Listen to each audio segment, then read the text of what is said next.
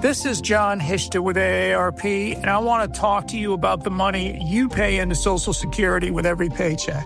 Folks, that's money you earned, but special interests in D.C. are pushing to reduce your Social Security payments and annual cost of living increase.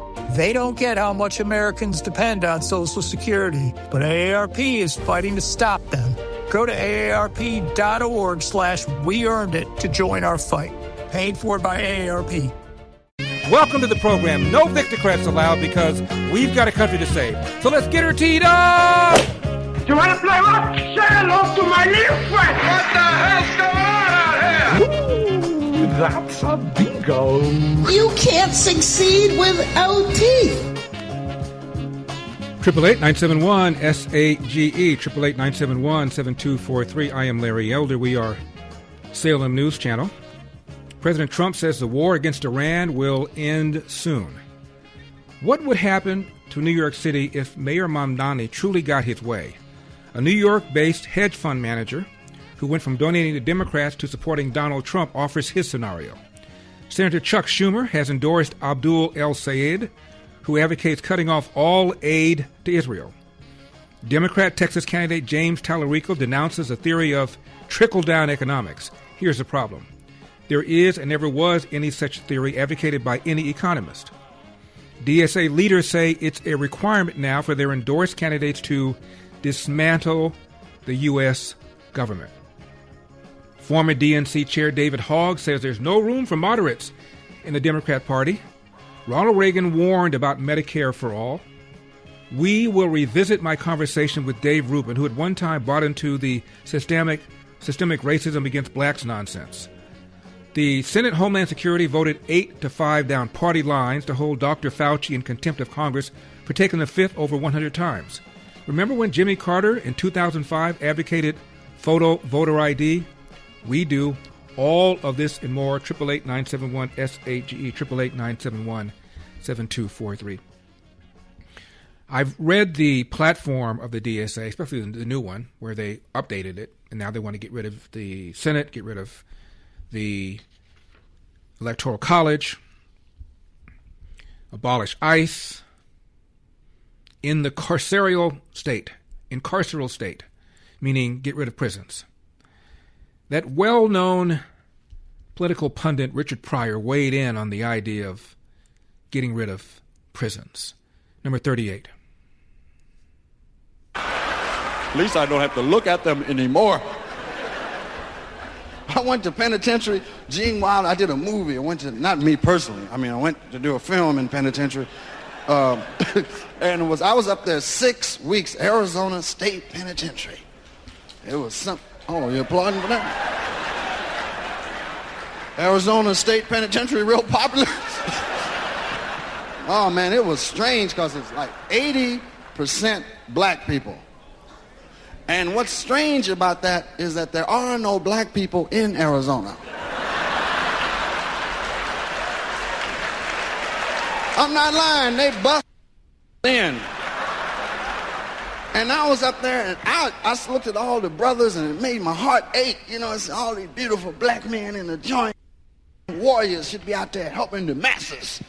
And I felt that way. I was real naive, right? In 6 weeks I was up there, I talked to the brothers, you know, and I talked to them. Thank God we got penitentiaries.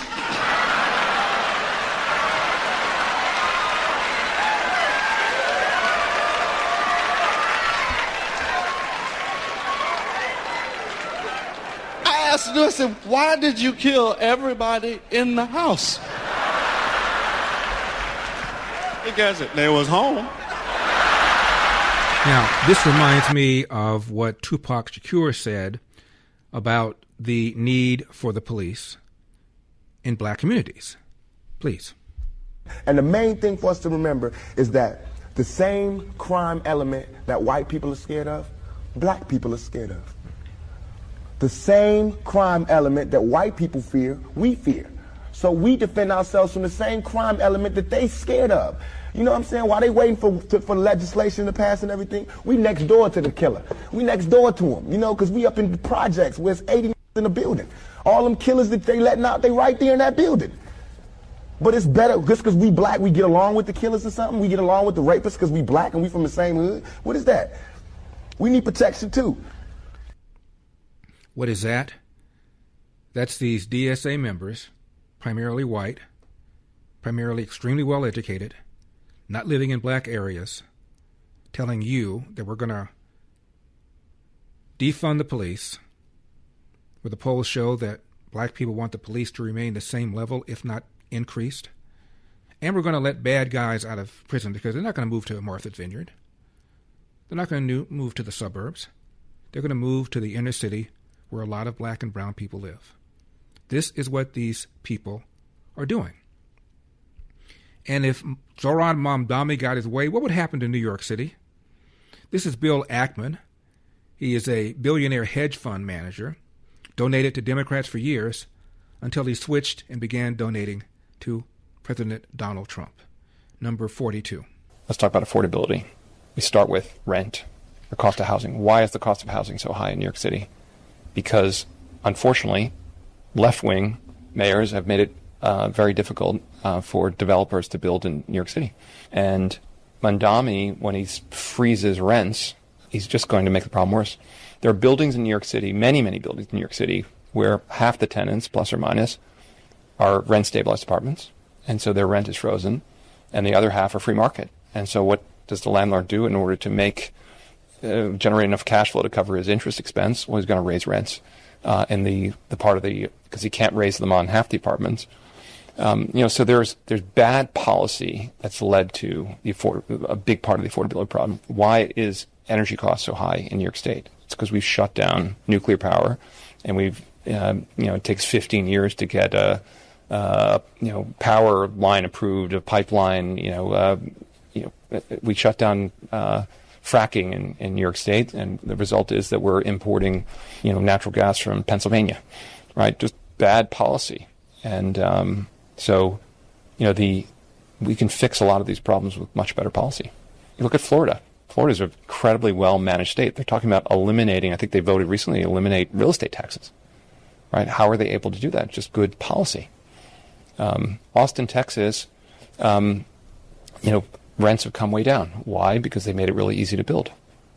You make it really hard to build in a city where people want to live or they're moving to, and then you don't allow landlords to recover the cost to renovate their units, they're going to pull them off the market. So what's happened in New York, we had like 60,000 units that are off the market because the cost to renovate them cannot be recovered under the rent regulations.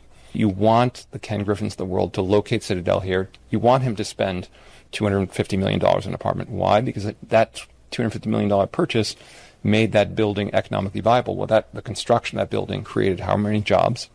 How many rich people moved into that building who are going to pay taxes? The system can work very well. You want people at the very top who are, a very small percentage of the population is paying a big, it's something like the top 10% generate 70% of the revenues.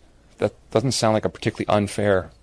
You want to have the Elon Musk of the world, but you don't want to discourage Elon Musk from locating his business here. I mean, look at what's happening in California right now. The United States made it such that a 5% wealth tax in California, which they say is one time, first of all, it's never one time.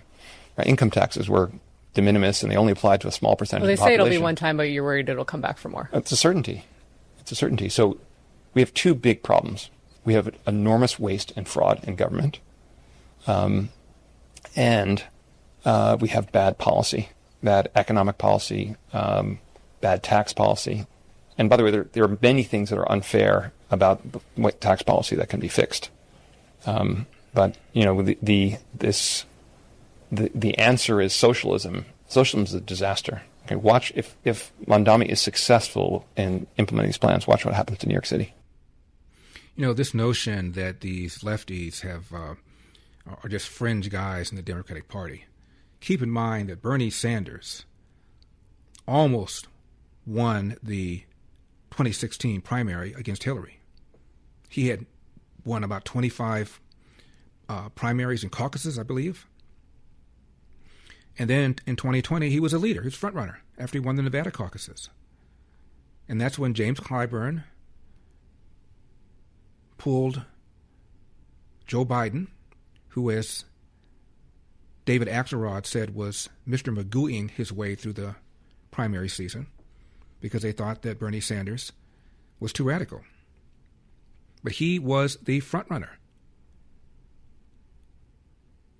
And when Biden became president, began passing all of his stuff, his Inflation Reduction Act, even he said was a big Green New Deal. Even Biden said it. What did Bernie Sanders say? He said he was very happy. He rarely criticized Biden because he felt he was getting pretty much all he wanted. You had a guy, Joe Biden, who called climate change the biggest existential threat facing the country. Not radical Islam, not Iran, the number one sponsor of terrorism, attempting to acquire a nuclear bomb. No, the number one threat was climate change. And he cut back substantially on drilling. We had high gas prices. We had high inflation. And again, here in California, every dumb idea that they're thinking about trying in D.C. has been tried twice out here already.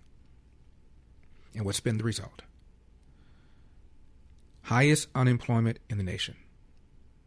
Massive gap between the rich and the poor. James Tallarico has criticized what he calls trickle-down economics. Stick around for that. Now, whether you're preparing for exams, juggling family and career, or just looking to stay sharp as you age, Think Factor is here to help. Created by the same company that makes Relief Factor, Think Factor supports sharper focus, stronger recall, and clearer thinking. It's a natural way to give your brain the daily nutrients it needs for memory, attention, even vibrant vision. I take it every single morning. And get this, Think Factor results get better the longer it's taken. So if you want to stay focused during demanding tasks, keep your memory strong, and maintain mental energy for whatever's ahead, Think Factor is for you.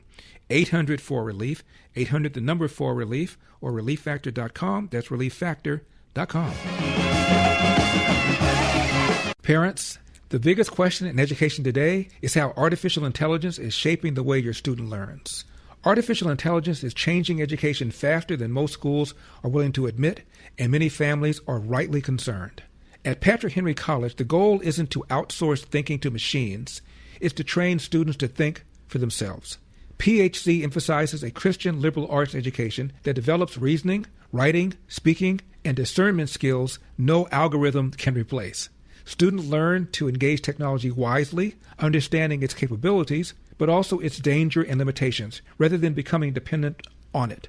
In a world increasingly shaped by AI, Patrick Henry College prepares students to lead with wisdom, conviction, and moral clarity. If you want a college that prepares your child to lead in an AI-driven world without losing his or her faith and values, I encourage you to learn more about Patrick Henry College. Visit phc.edu/elder. That's phc.edu/elder. 888-971-SAGE, 888-971-7243. I am Larry Elder. We are Salem News Channel. Several years ago, Thomas Sowell wrote a column called The Trickle-Down Lie. Talked about how Mayor Bill de Blasio in his inaugural speech denounced, quote, people on the far right who continue to preach the virtue of trickle-down economics, close quote.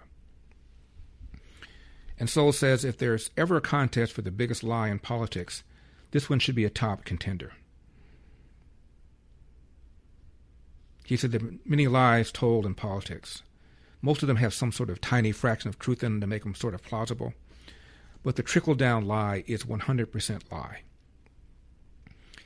Years ago, he wrote a column and challenged anybody to quote any economist outside of an insane asylum who ever advocated, quote, trickle-down. He said Mayor de Blasio was by no means the first politician to denounce this non-existent theory, which no economist ever advocated. 2008, Obama denounced trickle-down, again, despite no economist ever promoting such a theory. He said, let me ask you something. Why would anybody advocate that we give A something in hopes that it would trickle down to B? Why in the world would any sane person not just give it to B and cut out the middleman?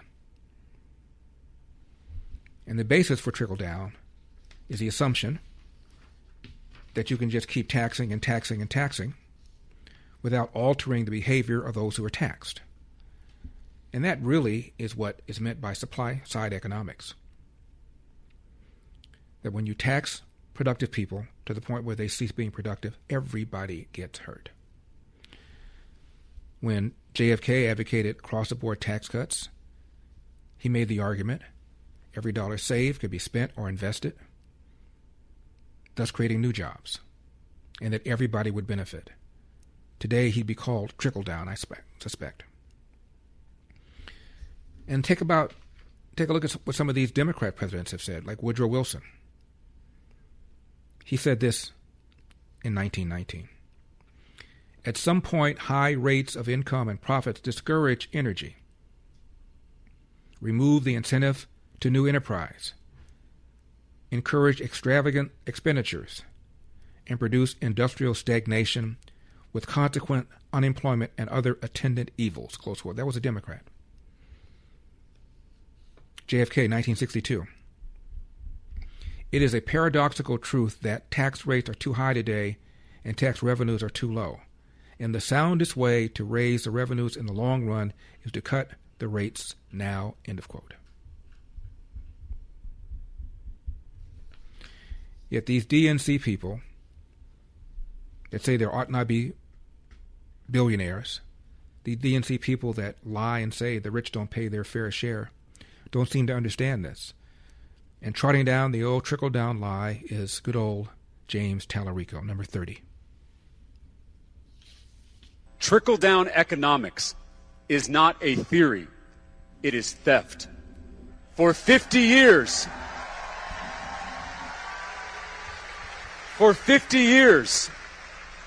billionaire mega donors and their puppet politicians have been stealing from the American people, stealing the wealth that we created. Okay, you get their bribes. You get the point.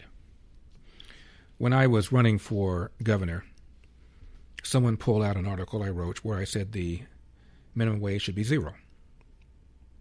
And she said, "Are you saying that people should work for nothing?" I said, "Is that what the article says?" I said, "Do you work for nothing?" She said, "No." I said, "Neither do I. Why would anybody work for nothing?" There's a term for that. It's called slavery. I said, all I said is that a third party ought not get in the middle of a willing seller of labor and a willing buyer of labor. And I said, even most left-wing economists believe that the minimum wage will hurt people.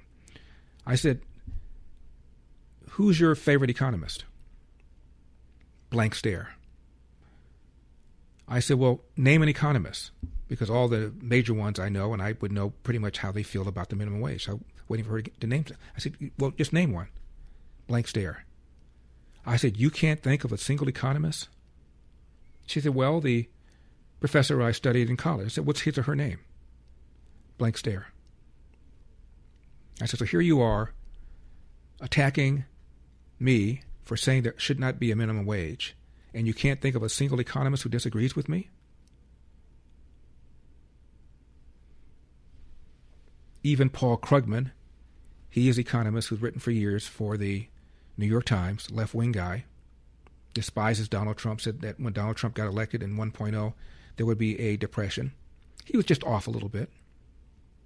And by the way, now he's come around to agreeing that Donald Trump might be right about some of the things he said about tariffs. Jonathan Gruber, one of the architects of Obamacare, also wrote negatively about a living wage or a minimum wage. This is just economics 101. It's probably the most studied aspect of economics. There have been a number of papers written about this over the years. An economist a few years ago looked at about 100 papers that had been written in the last several years about this. 85% of them found harmful effects. Some found extremely harmful effects. A handful of them found neutral effects. Only a couple of them said that the minimum wage had a positive effect. One of those was the famous Kruger-Card study that has been thoroughly debunked by other people that try to replicate their results. Now, you remember when I told you that Ben Rhodes, who was the architect of the Iran deal during the Obama administration, gave an interview to the New York Times. Don't ask me why he did it. very candidly said, I sold this thing on a narrative that there were hardliner Ayatollahs and moderate Ayatollahs, and if we wanted to give the upper hand to the moderate Ayatollahs, we need to do this deal. And he admitted that there was no distinction between hardliner Ayatollahs and moderate Ayatollahs, and said he was able to sell it because the average reporter covering foreign policy, because they got rid of a lot of the veterans as newspapers began to contract for losing money, the average reporter covering foreign policy, he said, was 27 years old, quote, and they literally know nothing, close quote.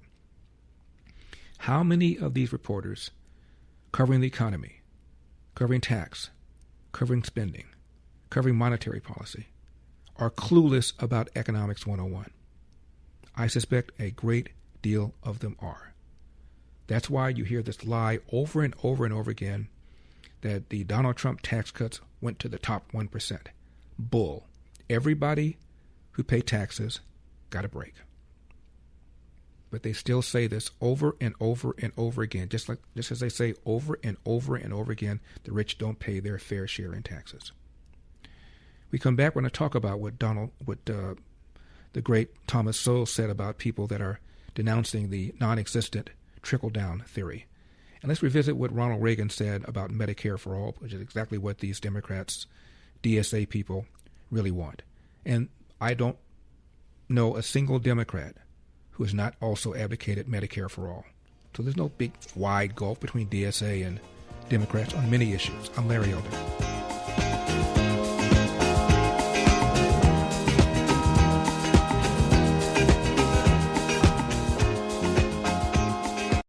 Half a century later, Watergate still shapes how Americans view power, scandal, and trust.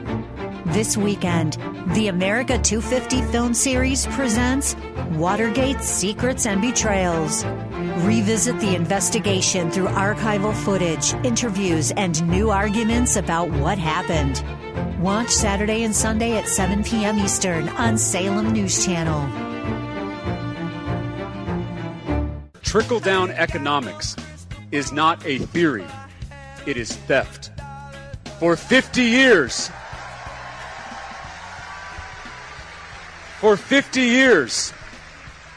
billionaire mega donors and their puppet politicians have been stealing from the American people, stealing the wealth that we created with their bribes, their bailouts, and their billionaire tax breaks.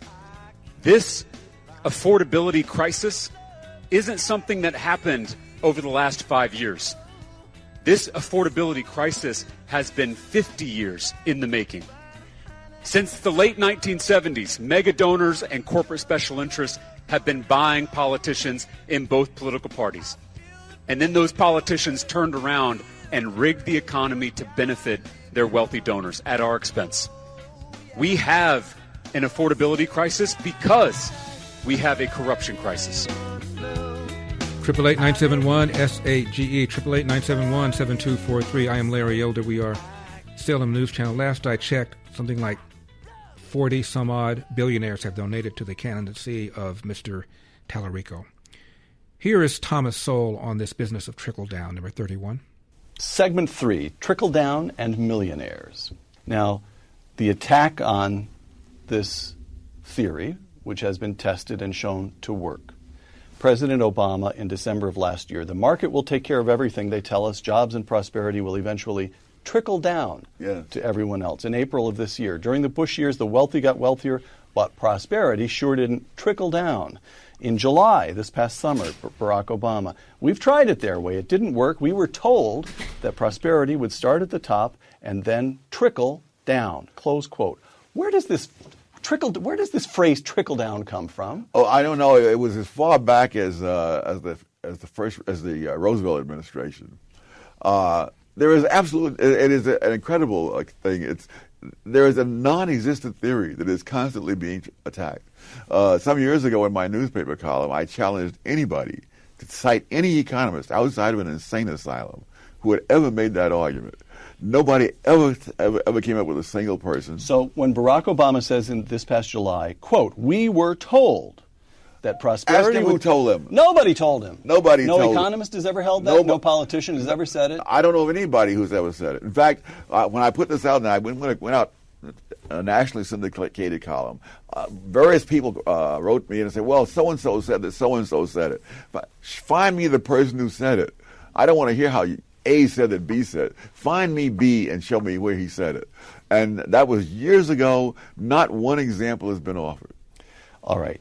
So trickle-down economics is not a political theory. It is a political, I beg your pardon, it's not an economic theory. It is a political hack phrase used. It's a caricature. Caricature. Yeah. In other words, the argument really is not that you should put more money in the hands of the wealthy. It's also part of a zero-sum conception of the economy.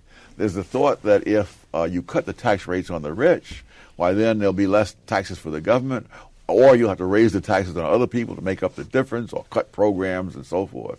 So that I hear all the time. It drives me crazy. So what about this notion, George Bush, it was a giveaway, that George Bush cut taxes on the rich, and if he had not done that, the budget would be much closer to balance. He was just giving it away. It was pointless. The sheer pointless. Yes, but in the paper, I point out where the New York Times itself says, there's been an unexpectedly large increase in tax revenues from the wealthy and from corporations, which has reduced the projected budget deficit. And the question, yes, expectations are in the eyes of the beholder. Unexpected by the New York Times. Unexpected by the New York Times, exactly. Right. But that's exactly what people have been expecting for more, at that point, 3/4 of a century, and which had been happening, and the New York Times just chose not to understand it. President Obama, once again at the Democratic National Convention, addressing, he and his speechwriters might as well have composed this passage for you, Tom Sowell. President Obama talking to Tom. Oh, my goodness. Now, I've cut taxes for those who need it. Middle-class families, small businesses. But I don't believe that another round of tax breaks for millionaires will bring good jobs to our shores or pay down our deficit. I don't believe tax cuts for millionaires will bring jobs to our shores or pay down our deficit. So there, Tom. There you are. It so happens that both those things happened in the 20s after Mellon finally got his tax cuts on the, and they were across-the-board tax. These were not tax cuts for millionaires. But it was precisely after the tax cuts that the government revenue increased, and they brought down the national debt by about 1/4 as a result of the money pouring into Washington. Governor Romney at the Republican. JFK, too. I'm going to remind you of what JFK said about his tax cut plan that went into effect after his assassination. Stick around for that. Now, whether you're climbing the corporate ladder, launching a new project, or just looking for that extra edge, your brain is your most valuable asset. And now there's a way to support it every single day. Think Factor. From the makers of Relief Factor, Think Factor is built to help you stay sharp, nurture your memory, and boost your attention. It unlocks the mental clarity and the precision you need to stay ahead of the game no matter the challenge. For me, it provides energy, focus, and the ability to push through mentally demanding days. And Think Factor results get better the longer it's taken. So if you're a go-getter who refuses to settle, Think Factor helps you perform at your best and keep your edge. First bottle, just $19.95. Think Factor. Think clearer, perform better daily. 800-4-RELIEF, 800-4-RELIEF, or visit ReliefFactor.com. That's ReliefFactor.com.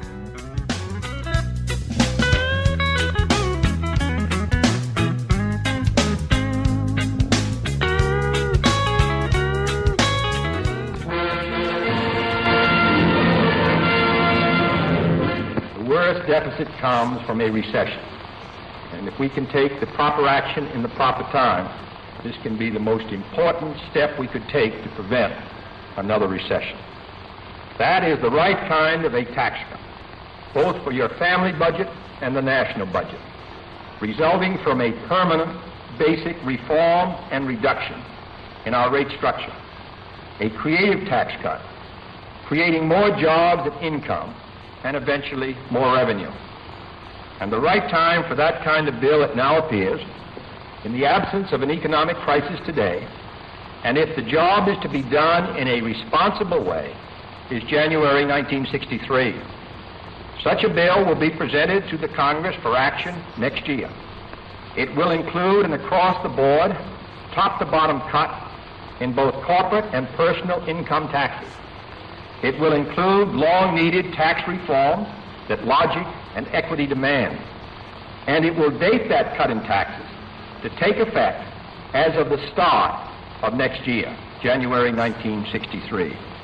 The billions of dollars this bill will place in the hands of the consumer and our businessmen will have both immediate and permanent benefits to our economy. Every dollar released from taxation that is spent or invested will help create a new job and a new salary. And these new jobs and new salaries can create other jobs and other salaries, and more customers and more growth for an expanding American economy.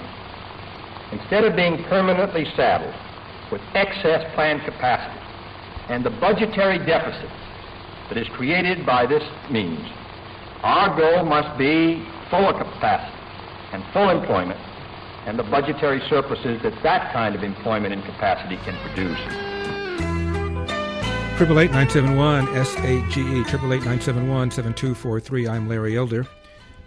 Salem News Channel coming to you from the Relief Factor studio. Don't forget your Relief Factor, 800-4RELIEF, 800-4RELIEF, relieffactor.com, relieffactor.com. Democrats would have a Democrat like that arrested nowadays.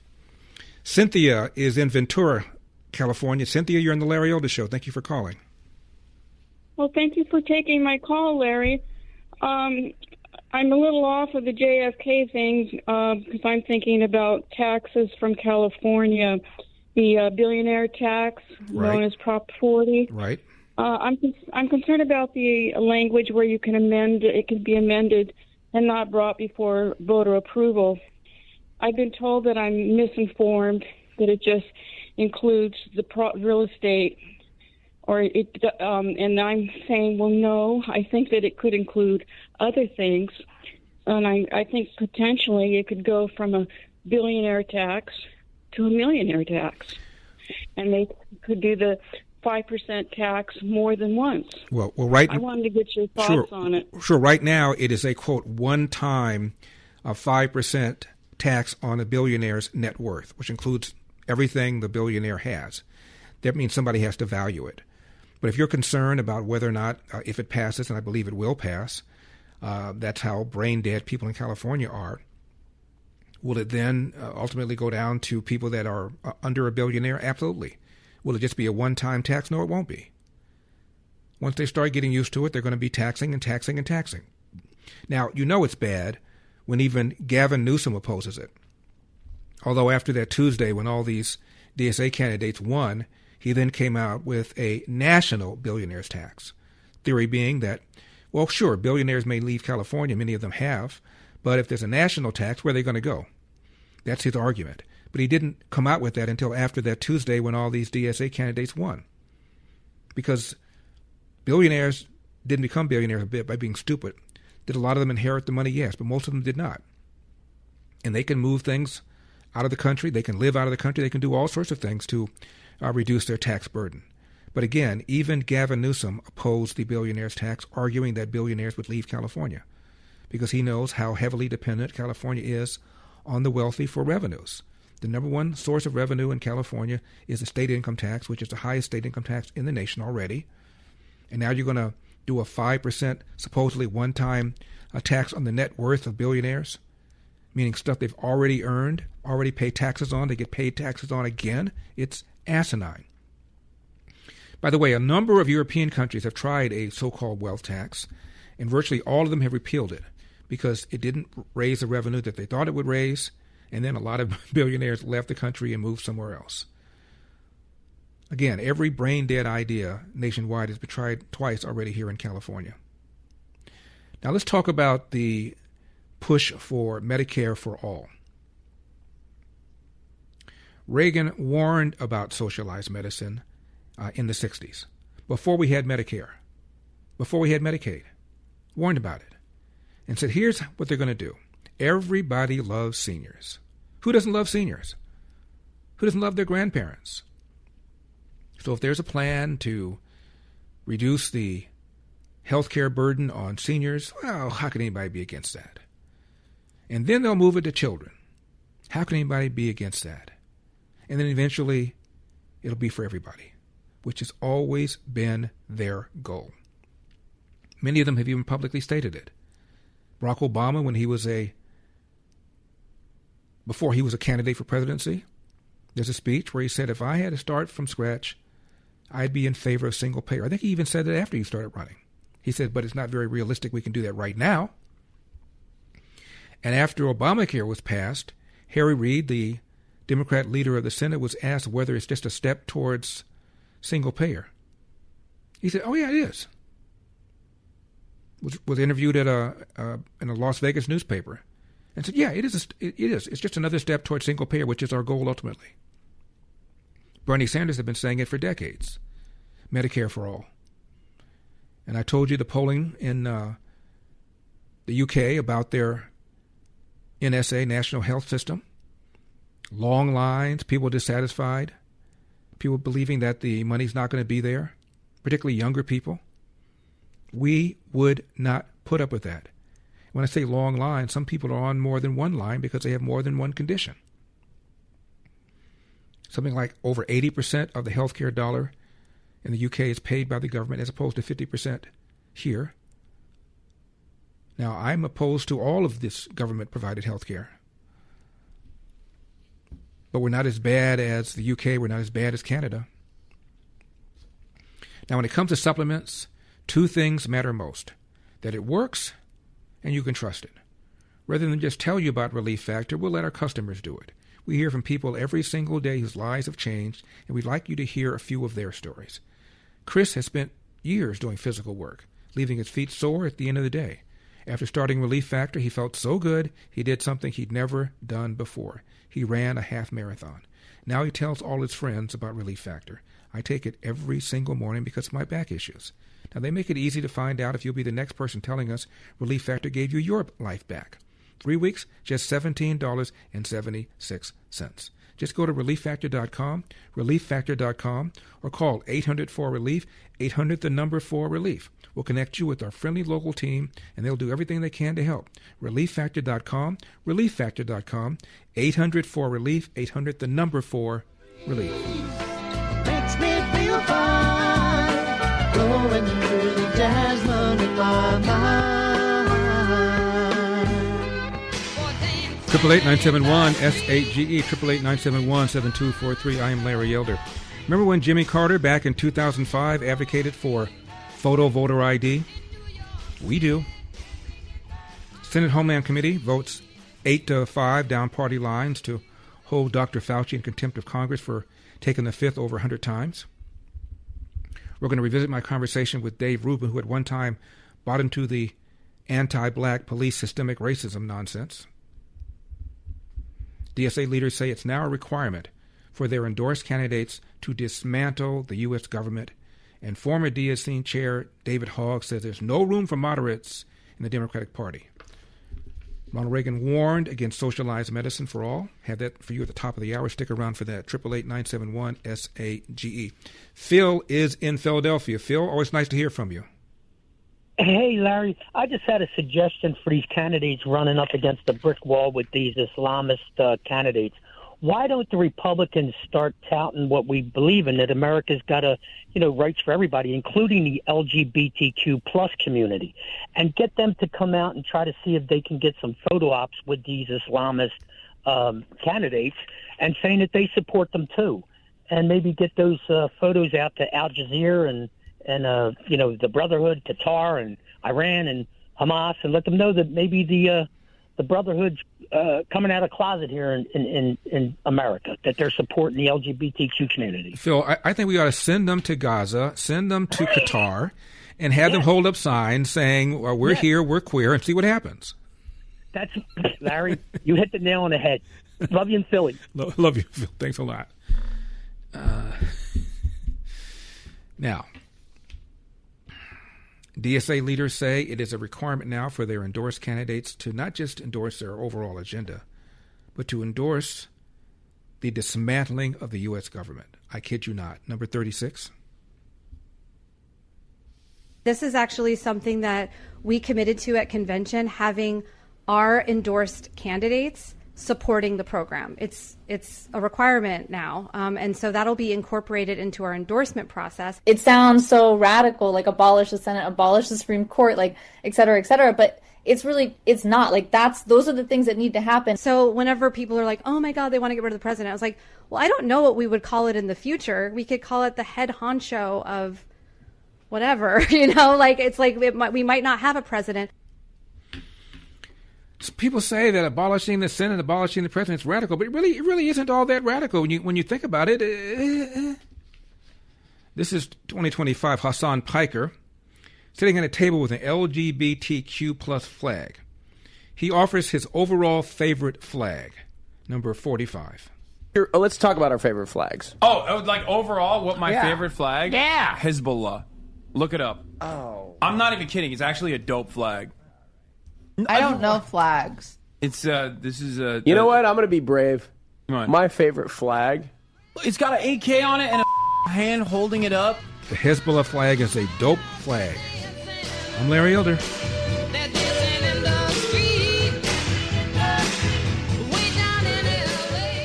So let's get her teed up! You want to play what? Say hello to my little friend! What the hell's going on out here? Ooh, that's a bingo. You can't succeed without teeth. 888-971-SHGE, 888-971-7243. I am Larry Elder, Salem News Channel, coming to you from the Relief Factor studio. This is the great Ronald Reagan, number 37. Them about socialized medicine and gave them a chance to choose, would unhesitatingly vote against it. We had an example of this under the Truman administration. It was proposed that we have a compulsory health insurance program for all people in the United States, and of course the American people unhesitatingly rejected this. So, with the American people on record as not wanting socialized medicine, Congressman Farrand introduced the Farrand Bill. This was the idea that all people of Social Security age should be brought under a program of compulsory health insurance. Now, this would not only be our senior citizens, this would be the dependents and those who are disabled. This would be young people if they are dependents of someone eligible for Social Security. Now, Congressman Farrand brought the program out on that idea of just for that particular group of people. But Congressman Farrand was subscribing to this foot-in-the-door philosophy because he said, if we can only break through and get our foot inside the door, then we can expand the program after that. Walter Reuther said, it's no secret that the United Automobile Workers is officially on record as backing a program of national health insurance. And by national health insurance, he meant socialized medicine for every American. Well, let's see what the socialists themselves had to say about it. They say, once the Farrand Bill is passed, this nation will be provided with a mechanism for socialized medicine capable of indefinite expansion in every direction until it includes the entire population. Well, we can't say we haven't been warned. Now, Congressman Farrand is no longer a congressman of the United States government. He has been replaced, not in his particular assignment, but in his backing of such a bill by Congressman King of California. It is presented in the idea of a great emergency that millions of our senior citizens are unable to provide needed medical care. But this ignores the fact that in the last decade, 127 million of our citizens, in just 10 years, have come under the protection of some form of privately owned medical or hospital insurance.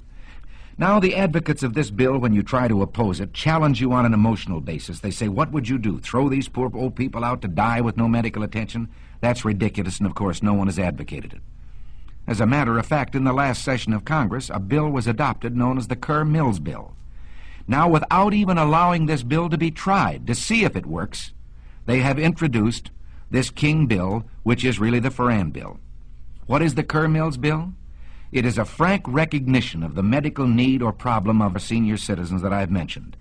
And it is provided from the federal government money to the states and the local communities that can be used at the discretion of the state to help those people who need it. Now, what reason could the other people have for backing a bill which says we insist on compulsory health insurance for senior citizens on a basis of age alone, regardless of whether they are worth millions of dollars, whether they have an income, whether they're protected by their own insurance, whether they have savings. I think we could be excused for believing that, as ex-Congressman Ferrand said, this was simply an excuse to bring about what they wanted all the time, socialized medicine.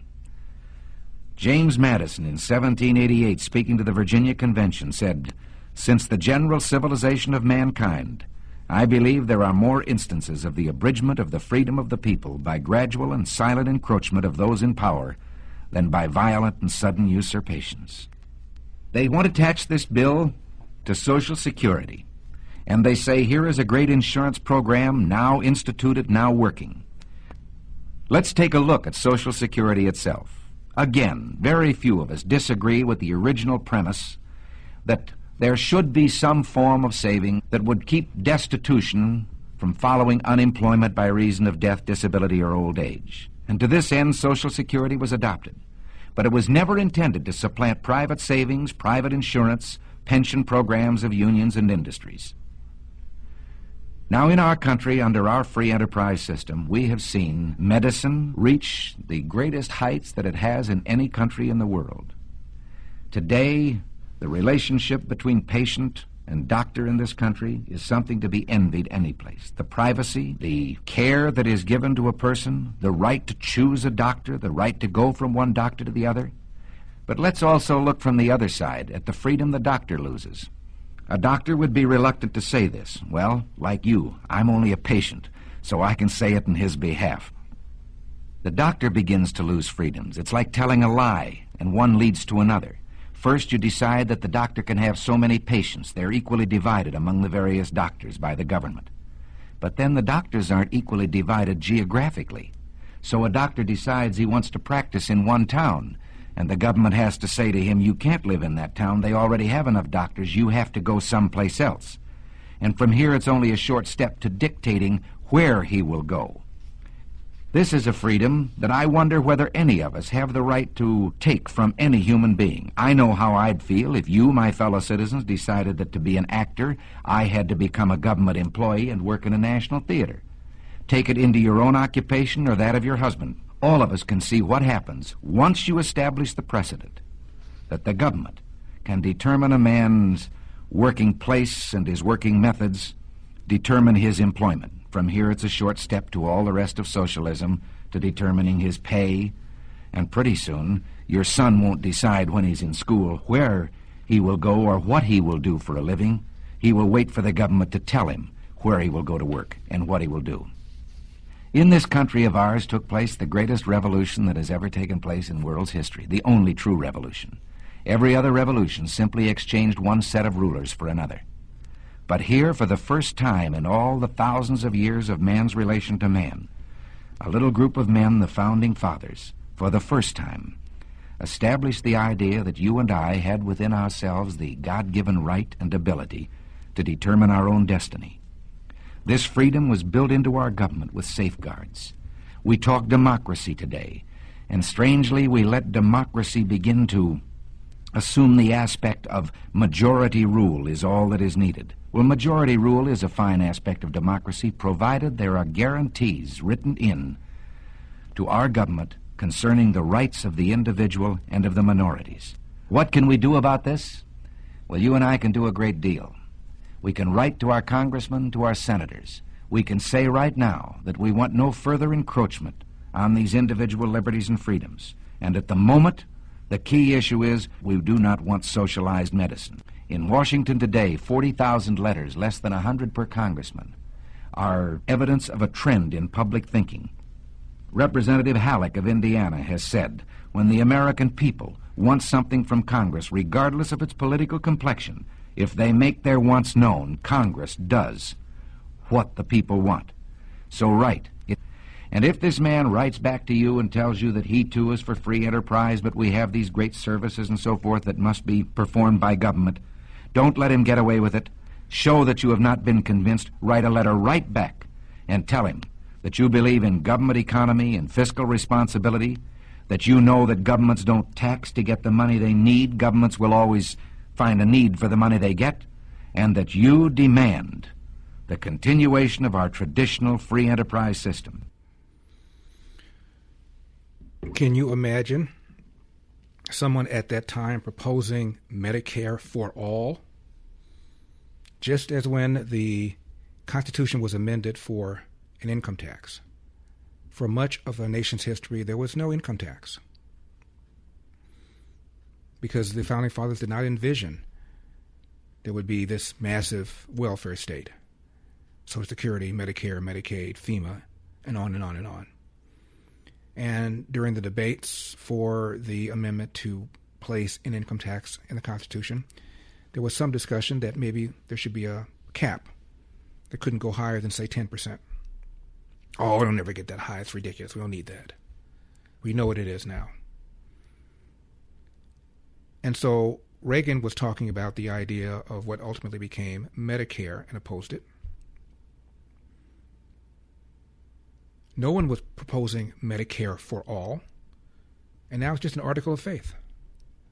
Democrats will tell you that health care is a right. I don't think there's a single one that I can think of that opposes Medicare for all today. When they were debating, again, Obamacare, they wanted it, but they knew it was one step too big for the American people. So they said it among themselves, or they said it quietly. I mentioned Harry Reid was being interviewed in a Nevada newspaper and was asked whether or not Obamacare is a step towards single parent. He goes, yeah. Obama didn't say that. He said we're going to bend the cost curve down, which he didn't do. Save the average family $2,500 a month, a year in premiums, which it didn't do. Now, when it comes to supplements, two things matter most. That it works, and that you can trust it. Rather than just tell you about Relief Factor, we let our customers do it. We hear from people every single day whose lives have changed, and we'd like you to hear a few of their stories. Jim ran out of Relief Factor twice, and both times his aches, stiffness, and pain came back. Once he restarted it, he said he felt better again. As Jim puts it, you know something's not working.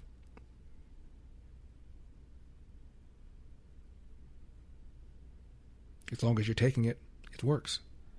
When you stop taking it, it stops working. That's when you know it's working, he said. 3 weeks, just $17.76. They make it easy for you to tackle your aches and pain. Just go to relieffactor.com, relieffactor.com, or call 800-4-RELIEF, 800-4-RELIEF. Relieffactor.com, 800-4-RELIEF. 888-971 SAGE 888-971-7243. I am Larry Elder. We are Salem News Channel. Regarding sending gays to Gaza and to places like Qatar, holding up a sign saying we're here, we're queer. This was in 2007, September. The then president of Iran, Mahmoud Ahmadinejad, spoke at Columbia University. Very controversial. He was invited. He spoke. And during the Q&A, he was asked why Iran denies women human rights and executes people who are homosexual. To which he responded, quote, in Iran, we don't have homosexuals like in your country. In Iran, we do not have this phenomenon. I don't know who has told you that we have it. End of quote. Interestingly, in the official website of Iran and their state news agency, they cut out any reference to gays. Some of the other outlets in Iran printed the full transcript of the Q&A, but that didn't. Quote, in Iran, we don't have homosexuals like in your country. Some people booed. In Iran, we do not have this phenomenon. I don't know who has told you that we have it. End of quote. Ann is in Indianapolis. Ann, you're on the Larry Elder Show. Thank you for calling. Yes. Hi, Larry. I've been trying to get a hold of you. Look, I just finally got a Roku TV and able to get all kinds of channels. And on my regular TV, I can get the Salem channel, but hardly nothing else. And just found out in Brooklyn, so it's all Muslims, and they're running Brooklyn and New York. Is that true? I don't know what the composition of the city council there is, but I do know that the mayor, of course, of New York is Muslim, Zohran Mamdani. And I'm sure there are other candidates, politicians there who are Muslim. Whether it's run by Muslims, I couldn't say. Thank you for the call. Mary Ann is in Tampa, Florida. Mary Ann, you're on the Larry Yoda Show. Yes, hi, Larry. Hi. I love your show. I think that you have the best coverage of any news, whether it's on the radio or TV. I listen to you faithfully, but I want to say something about Medicare. I have heard Bernie Sanders say, Medicare for all, it covers everything, pays for everything. Well, it doesn't pay for everything, because every time you see a doctor or a provider of any sort, even physical therapy, you have to pay a copay. And those copays get rather pricey, especially for somebody that's on a fixed income. Well, you're talking, Mary Ann, about the system we have right now. What Bernie Sanders is talking about was a system that he wants, which is that government pays for everything, which means, of course, taxpayers pay for it. So we're all going to pay for it, but that's what he's talking about. But you're right. We have copays. We have deductibles. What Bernie Sanders is envisioning is you literally walk into your doctor's office, whatever procedure, whatever treatment, it's done, quote unquote, free. That's what he is envisioning. And since there's no such thing as a free lunch for anybody that has a brain, you have to pay for it. That's why in Europe, they're paying 60% of their income in taxes, as opposed to our substantially lower than that, depending upon the state that you're in. But no, what Bernie Sanders is envisioning is this utopia where you can just wave a magic wand, have everything paid for, and it has no disastrous consequences. The other day I was talking about the interview with that guy with the think tank and a host in Britain, and they were complaining about the high number of people who are dissatisfied with the British system, the large number of people who are in lines, and eventually it leads to rationing and a lower quality of health care. And they also said in this poll that young people were concerned that there wouldn't be enough money there for the system to work for them. There's no such thing as a free lunch. And the idea that the normal rules of competition don't apply to medicine is one of the reasons we're in this situation. If you believe that health care is a right and that it should be paid for by somebody else, all bets are out the window. If you believe that health care is a commodity and that the more competition there is, the cheaper it becomes, the more accessible it becomes, the better the quality becomes, then that leads you to a different place. I've often noted that things that are not covered by insurance, that you have to pay for out of pocket, like laser surgery or plastic surgery or hair grafts, plastic surgeries, things like that have gotten cheaper and cheaper and cheaper over the years. I recall when a movie star would have plastic surgery, my mother would rush to the TV and would watch because it was such a novel kind of thing. Now it's pretty routine, but much of it is not covered by your insurance. You have to pay out of pocket. Yet the quality has gotten better, it's gotten more and more accessible, and it's gotten cheaper. Same thing with LASIK surgery. It's not covered generally by your insurance. Because of competition, the quality is improved, and it's gotten cheaper. If for some reason people believe that the same principle wouldn't apply to things that are not covered by your insurance, we ought to have in the system like car insurance. You have car insurance with a high deductible. It takes care of major things. The rest of it, either your own pocket or a health savings account where you can put away money tax-free so that you can use that money for expenses that are short of the catastrophic kinds of things that you have insurance for.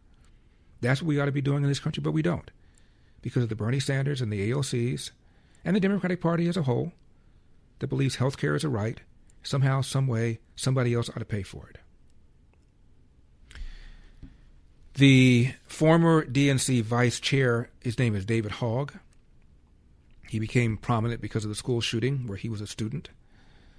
Then he became D.C. vice chair for a while. He flat out told CNN that, well, listen to him, number 47.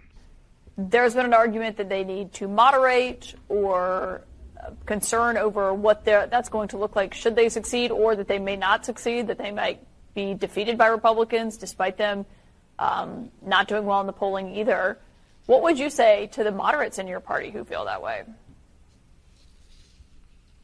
I would say to the moderates in our party, you need to figure out how to actually offer something new to voters that isn't just the same message that you gave them in 2024. Increasingly, the reason why the establishment of our party is being defeated over and over and over again is it's because they don't have the right values that are aligned with not just the Democratic base, but the American people, where people are sick and tired of listening to Democrats and tell them all the reasons why they can't solve their problems. If you can't solve our problems, you shouldn't be running for office. We need people who actually sound, at a minimum, and genuinely believe what they are saying.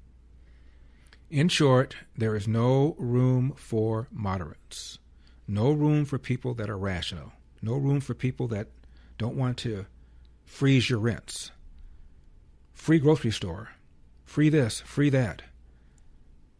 Don't get me started on Israel. I'm Larry Elder. Off the chimney, jump in the line, rock your body in time.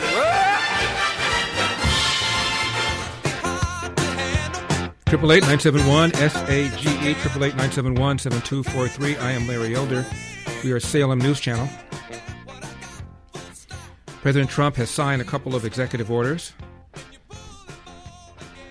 making a distinction between a tourist and a birth tourist regarding birth citizenship. Number 35. Can you help us understand how you distinguish between a tourist and a birth tourist? Well, I'll let you discuss it, please. Yes, happy to. And so, by the way, that was an excellent presentation. Thank you, Stephen. For those of you who want to do your research on this, Section 215A of the Immigration and Nationality Act gives the president this authority. 215A of the Immigration and Nationality Act. Very rarely used, probably one of the strongest laws in the entire federal code, gives him this power. And that's not the only, but it's the main statutory authority that's being used in this order. So birth tourism is by definition a fraud on the American system, on the American taxpayer, on the American visa. If you're coming here, and again, your stated purpose is that you're a tourist, then by definition, you are here to come for a few weeks, look what we have, engage in commerce, and leave. So if you're telling a consular officer you're here as a tourist, but your true purpose and intent is to go to a baby mill, give birth, and try to mint an American citizen while you're here, then you're committing a fraud against the American government. And by definition, that visa can and should and will be now denied. Now, regarding the SAVE Act, John Thune does not believe the votes are there to override the filibuster, to get rid of the filibuster, and doesn't believe that using what's called reconciliation would work because reconciliation is for budgetary items. But Senator John Kennedy disagrees. Number 43. Leader in the United States Senate can bring a bill to the floor. I can't do that. Only Senator Thune can. And he is, I have great respect for Senator Thune. I don't mean to be critical. But I'm not part of his inner circle. I'm not part of Republican leadership. I play outside the pocket. I'll never fit in completely in any group. That's one of my best qualities. All I can tell you what I would do is if I were king for a day, I would put the budget resolution, which starts the reconciliation process, I would have put it on the floor a long time ago. I would have put it on the floor right after we finished the one big, beautiful bill.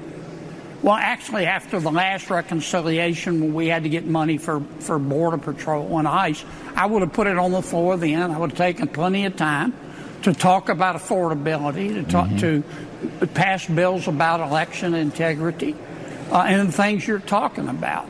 But we didn't do that. And we still haven't done that. And I can't honestly look you or your folks in the eye and tell you when, if ever, we're going to do that. I'm prepared to stay here as long as it would take. I've been to a squillion meetings to talk about this stuff that could have been an email. I'd rather have a back alley colonoscopy than go to another meeting. It is time to vote. We're not going to reach agreement. It's time to vote. That's why God made votes. That's where I am anyway. Well, I think you're in the right spot, Senator. Now, the primary provision, the one that Donald Trump's most concerned about, is the voter ID and proof of citizenship to register to vote. There was something called the Carter-Baker Commission that looked at various voting ways, and they said mail-in voting was the one that was the easiest to use to commit fraud. They didn't say there shouldn't be mail-in, but they said there should be all sorts of provisions. And here is Jimmy Carter, 2005, talking about photo voter ID, number 44. Also have some form of photo ID required, voter ID, and 8 other states are considering it. So the second reason is to make a uniform recommendation in our country through this report that we've issued, so that there is not highly discriminatory laws passed by one party or another.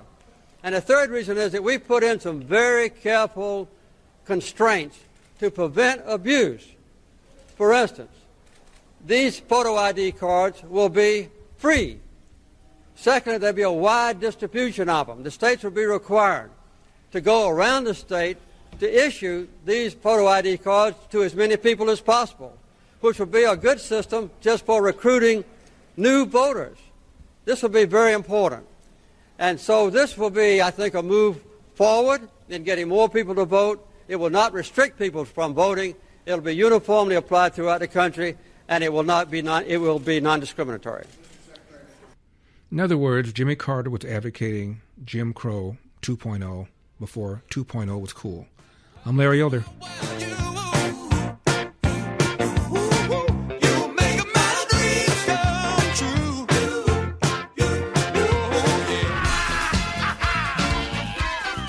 Triple 8-971 SAGE 888-971-7243. I am Larry Elder. We are Salem News Channel.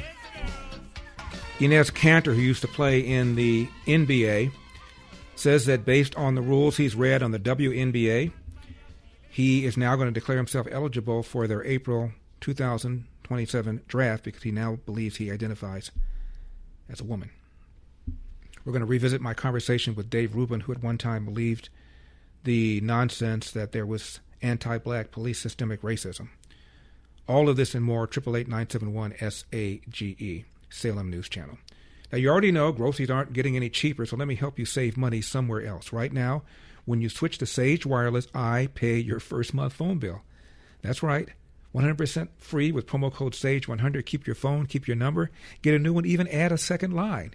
You'll get reliable coverage on AT&T's very same towers, just at a far more affordable price. And get this, a portion of every bill helps support food for the poor. It's on me. Go to sagewireless.com. Use code SAGE100 at checkout. That's sagewireless.com, sagewireless.com.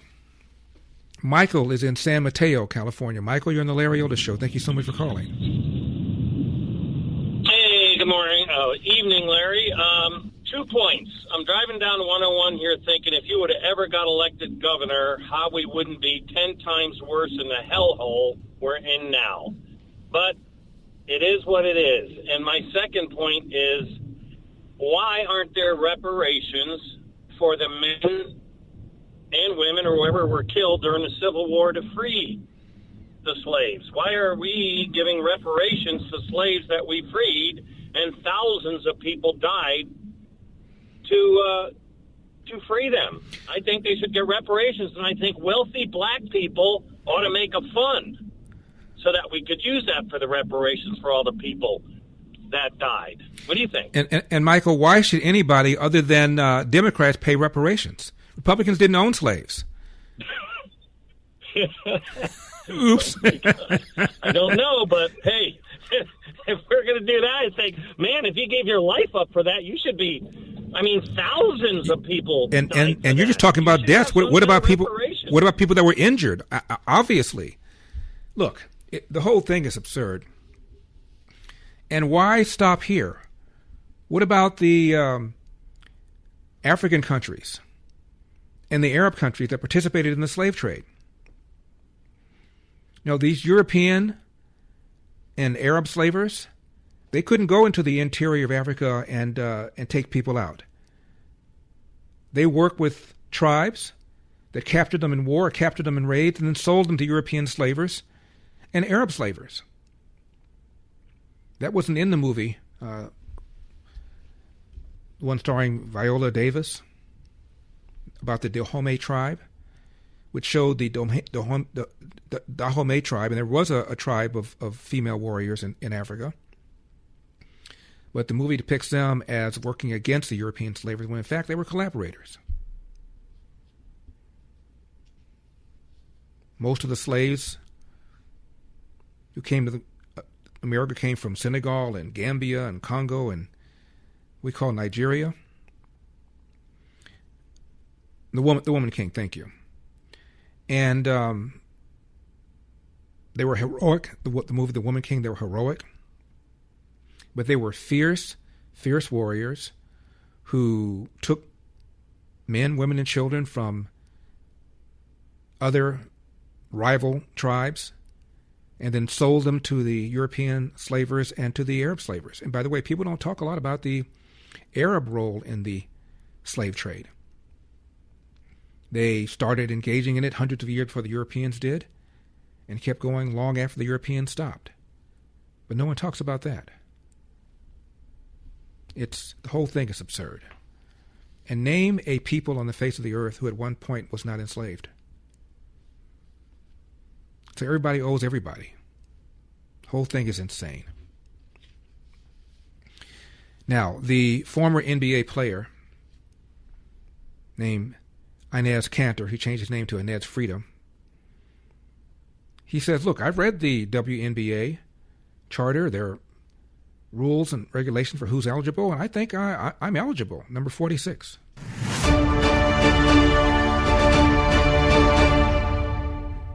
After careful consideration and reviewing the current eligibility guidelines, I am officially declaring myself a WNBA prospect.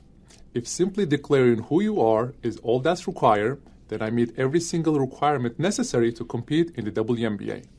My team and I have carefully examined the WNBA's eligibility criteria and governing framework surrounding self-identification and inclusion. Based on the current guidelines, I can and am officially declaring my eligibility for the upcoming WNBA draft in May 2027. I am definitely not here to mock, make fun of, or disrespect any community or personal choices. I am simply asking that the current rules be applied equally to everyone. The rules that represent the very values many WNBA players and coaches have publicly advocated for. My team and I are prepared to ensure these guidelines are applied equally, consistently, and without exception. And I look forward to the WNBA honoring its stated principles. See you at training camp.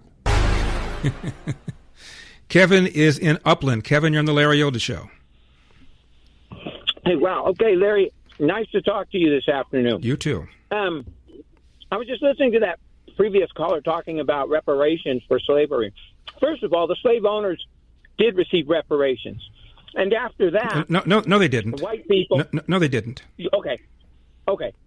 I'll tell you who received... if you're talking about... Hold on, Kevin. If you're talking about American slave owners, they did not receive reparations. European slave owners did, but American slave owners did not. Okay, they received they quote, lost their property, close quote. Okay. Now, after that, the government gave over 20 million acres of property to white people who came out to settle the West, not to black people, to white people. Look, Kevin, if your argument is that America has discriminated against black people, no one's going to differ with it. No one's going to argue with you on that. There's nothing to do with whether or not reparations are owed to people who were never slaves to be paid to people who were never slave owners. Reparations are owed to black people who fought for this country in World War II and did not receive benefits from the GI Bill. Reparations are owed to black people who fought for this country and were redlined out of home loans, like my parents. They could not get a home loan for one reason: they were black.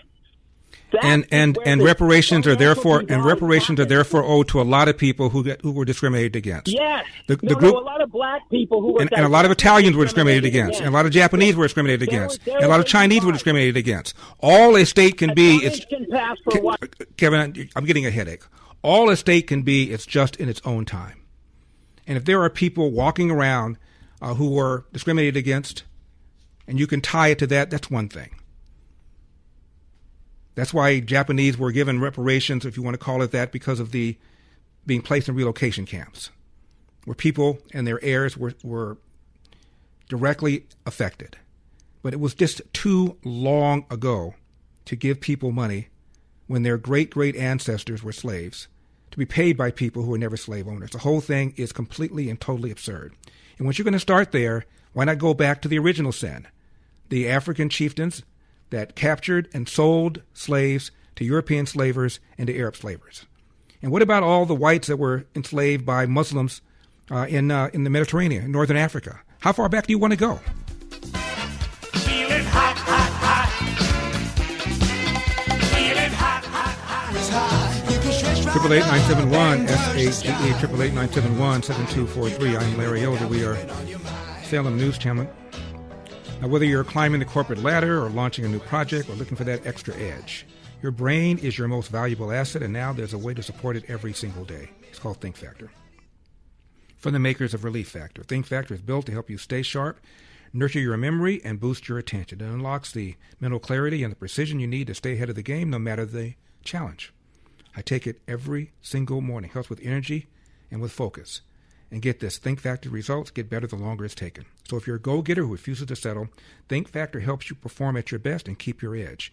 Call 800-4RELIEF, 800-4RELIEF, or visit ReliefFactor.com, ReliefFactor.com to order Think Factor. Your first bottle, just $19.95. Think Factor. Think clear, perform better daily. Coming up, we're going to revisit my conversation I had with Dave Rubin, who talked about anti-black police systemic racism. Regarding my last caller, just more broadly, all a state can be, as I said, it's just in its own time. Everybody has a grievance. How many women did not realize their potential because of the idea that for a long time you had pretty much three options? You could become a secretary, you could become a teacher, you become a nurse. How much potential was lost? Women couldn't vote for a very long period of time. Should they be suing us for reparations for that? How far back do you want to go? There were lots of injustices. But this is the greatest country God ever created. There is a longtime tenured professor, sociologist at Harvard named Orlando Patterson. I believe he's from the Caribbean.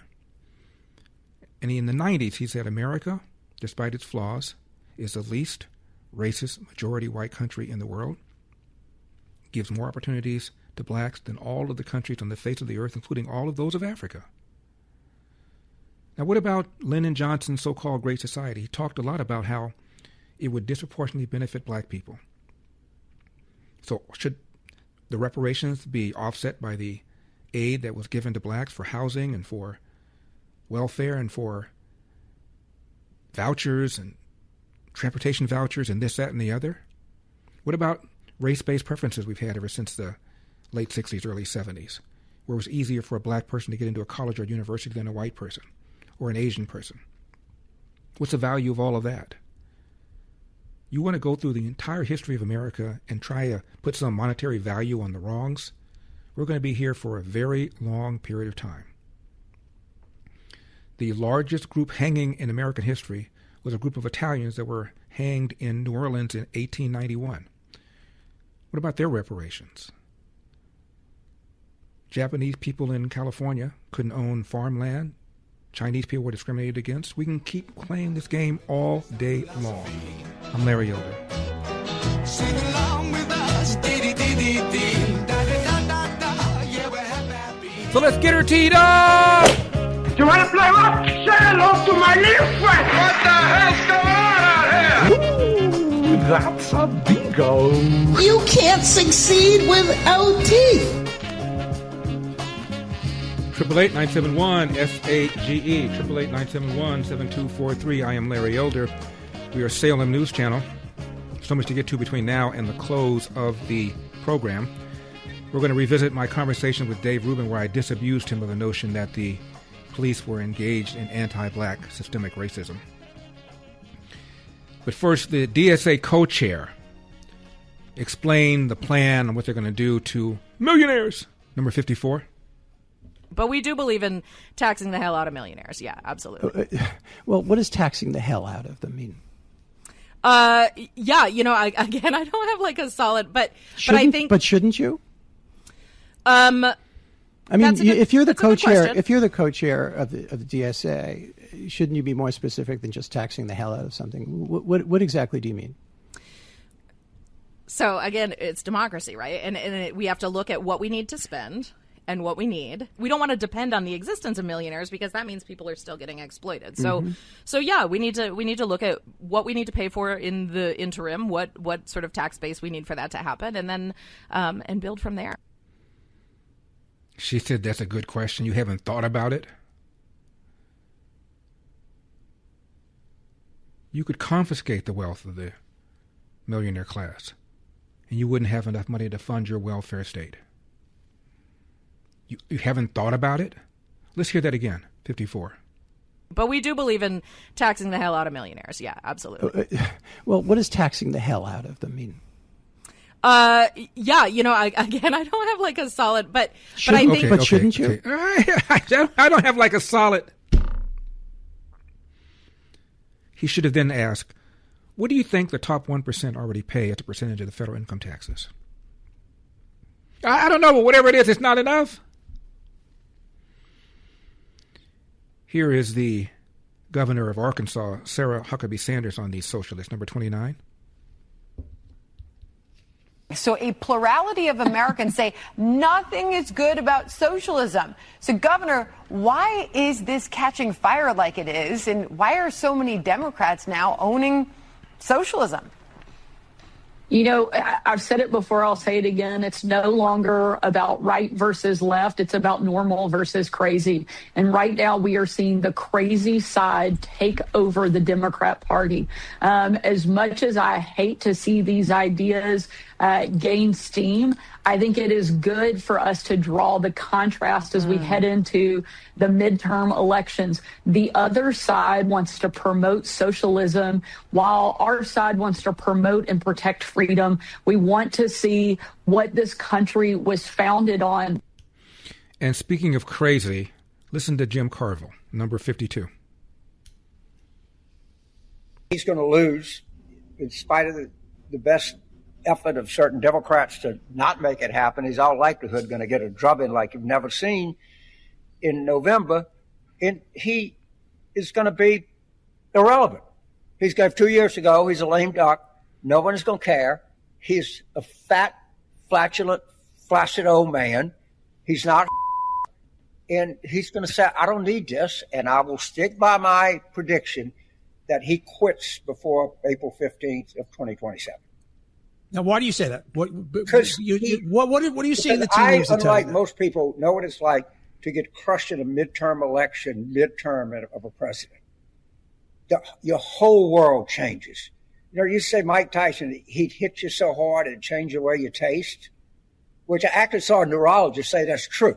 You actually can get hit in the mouth so hard that it affects your taste buds. He's going to get hit that hard in November. And he doesn't, by the way, he's 80 years old. He can't do it. He doesn't have it. He falls asleep. He's tired. He has no life.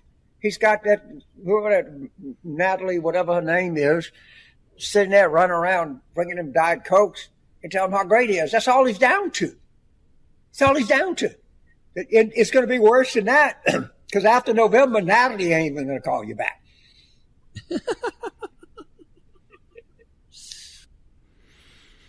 I believe that Carville made a prediction that Trump was going to quit a long time ago. This guy is the Energizer Bunny. I'm talking about Trump, not Carville. Gets about 4 or 5 hours of sleep, if that. The most accessible president in American history, very likely. Just today, on television, roundtable discussion about mining.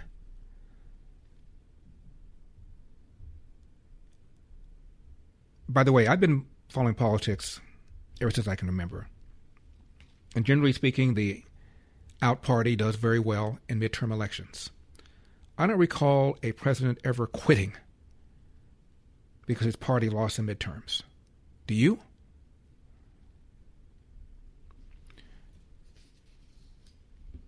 So Carville was the campaign manager for Bill Clinton. And this is Hillary Clinton on Trump, number 48. Clean up, fix things. Clean up. You know, yeah, there's going to be so much to fix.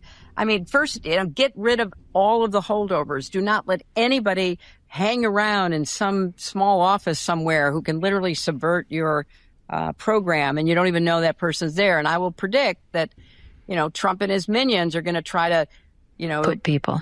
They're going to try to move people from political appointments to so-called civil service appointments, although they're trying to destroy the civil service. So people are going to have to be really searching to make sure that they are not going to be literally subverted from within the government. That's a really good point.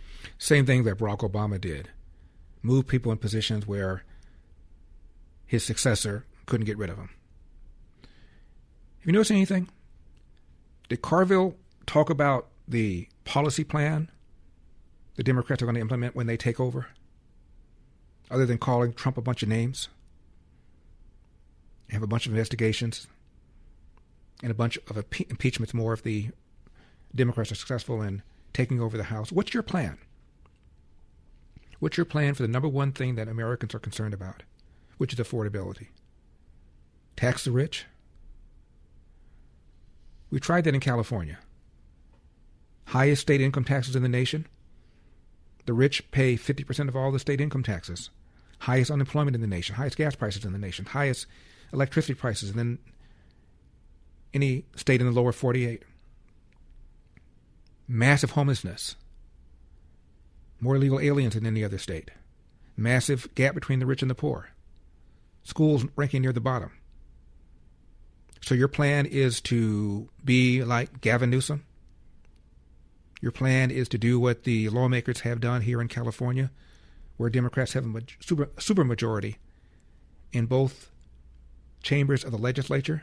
That's your plan? Freeze rents? Open a few government-owned grocery stores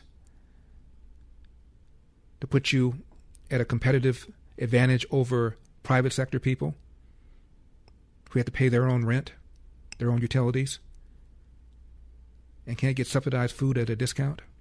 That's your plan? Abolish the Senate? Abolish the Electoral College? Make Washington, D.C. and Puerto Rico states? Expand the Supreme Court? Those are your plans? And how in the world is that going to lower the cost of living? Before the Iran war, gas prices at a 5-year low, lower than they were under Joe Biden, lower than they were adjusted for inflation under Barack Obama. What is your plan?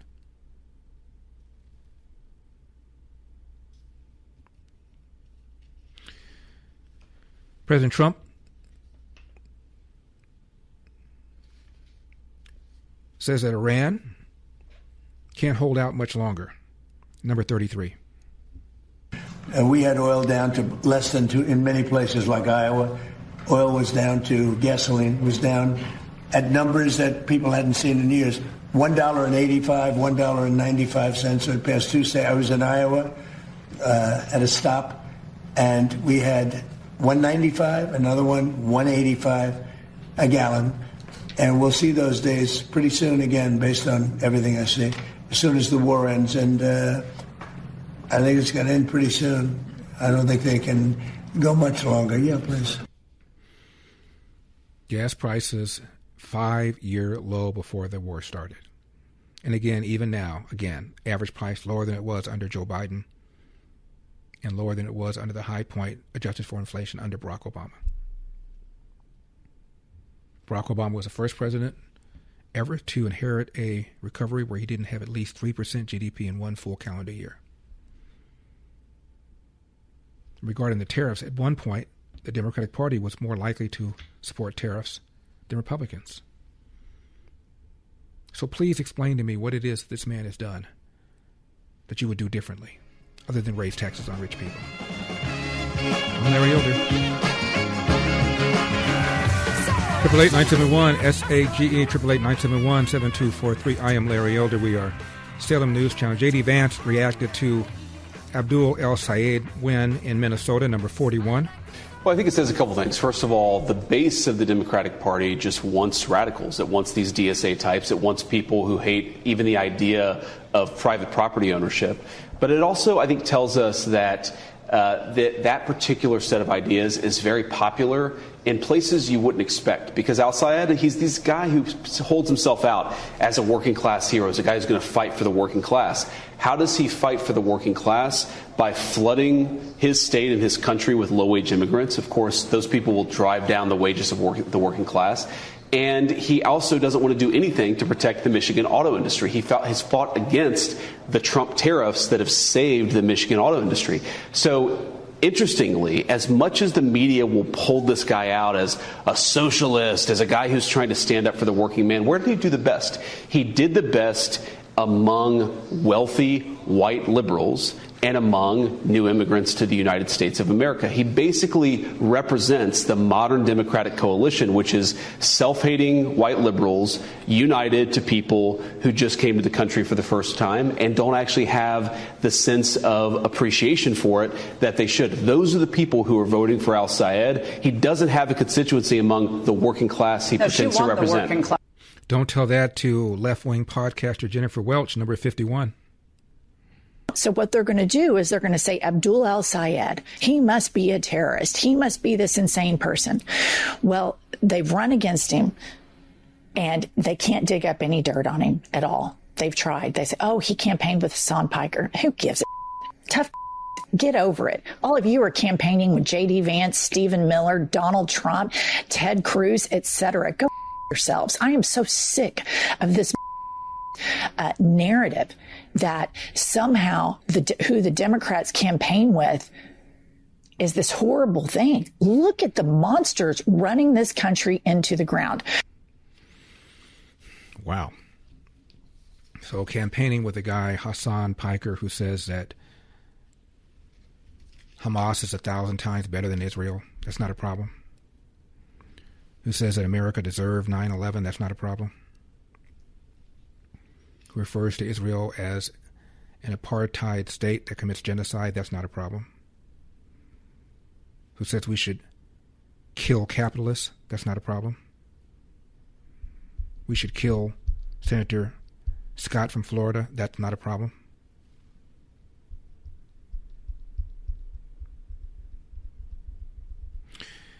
Mike Pompeo on getting energy prices down, number 27. Senator, my sense is the best way to get these energy prices down is to continue to put pressure on the Iranian regime. I don't see a negotiated solution where the IRGC says we're not going to go kill 40,000 more of our own people. We're not going to continue to threaten Israel. We're not going to tell the Houthis, who fired just in the last 24 hours, while these negotiations are going on, with Iranian weapons and Iranian money fired to close the other strait, the Bab el-Mandeb. And so I think that the task to get energy prices low is to actually do what President Trump talked about at the very beginning. Get the regime to a place where they ultimately capitulate in a way that delivers a long-term low set of energy where product, not just crude oil, natural gas, fertilizer, all the things that move through the Strait of Hormuz can do so without a regime that has the leverage to shut it down at any moment. General Keith Kellogg, former National Security Advisor to the Vice President, number 26.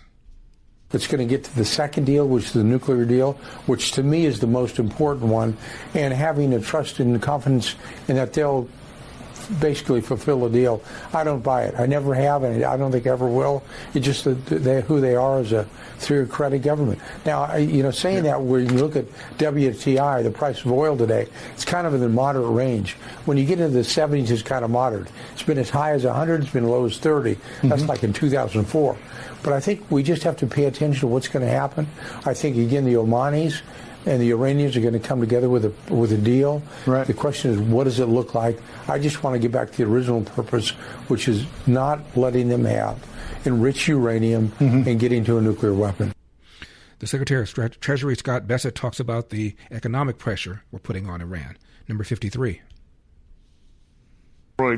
Most, if not all, of their capability to rebuild, and then we moved on to what we call economic fury, and that's a 1-2 punch. It's the blockade, and then what we're doing at Treasury, and we are tracking these accounts all over the world.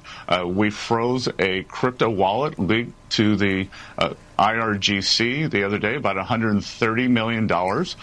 We have found the money man for the Ayatollah, and we are tracking the Ayatollah's properties around the world. We hope to soon be able to print his $100 million plus properties and show the addresses. And we're preserving this money for the American people, but most of all, we are constricting the regime. Their currency has collapsed. It is at an all-time low versus the dollar. It's in free fall. And we think the inflation rate is upwards of 180% in our... Now let's spend a little bit of time on Dr. Fauci. A committee has now recommended that he be held in contempt of Congress. This is Senator Rand Paul, number 28. It's breaking precedent here, and are you comfortable with that new precedent? Actually, no decision has been made. The only decision that's been made so far is to bring it to the committee, and it's passed. The next decision we have decided is we will forward it. It's the committee's verdict that he should be held in contempt, and it will be sent. But no one said that we won't bring it before the Senate. We'll see what happens over time. But this is outside of the ordinary bill-making process, so it doesn't have to go to the House, doesn't have to be signed by the President, and really doesn't have to go before the Senate. There is some precedent for doing it that way, and it still may be done that way. But for now, we will hand carry this over to the Attorney General.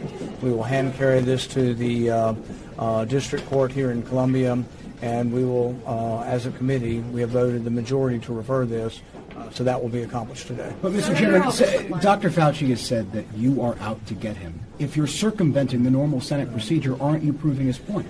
1 million Americans died, and I think they deserve to know the truth. Anthony Fauci has advocated for dangerous gain-of-function research for 2 decades now. The question why is not a question that he can have liability for. He was given a pardon. Interestingly, the pardon starts in 2014. That's when the funding of the lab in Wuhan started. So I think he should answer questions. As far as pleading the fifth when you have a pardon, all you have to do is tell the truth, just not commit a new crime. But if we were to grant him immunity from telling the truth, of what value, would his testimony be? So I think the American people do deserve to know this. This is the same Anthony Fauci who said in a Washington Post op-ed in 2011, said that even if a pandemic should start from a lab, if someone's bitten in a lab or the virus escapes the lab, that the knowledge would be worth the risks. I don't think many Americans believe that. This deserves to be thoroughly, exhaustively debated so we don't do this again. Most of the scientists who came out in opposition to Anthony Fauci in 2011 when he funded gain-of-function research in the Netherlands, most of these scientists, I have no idea their partisanship. They want to make it about being partisan or me being partisan or disliking Anthony Fauci. I had no opinion of Anthony Fauci when he... All of this and more when I come back. 888-971-SAGE. Do not leave town.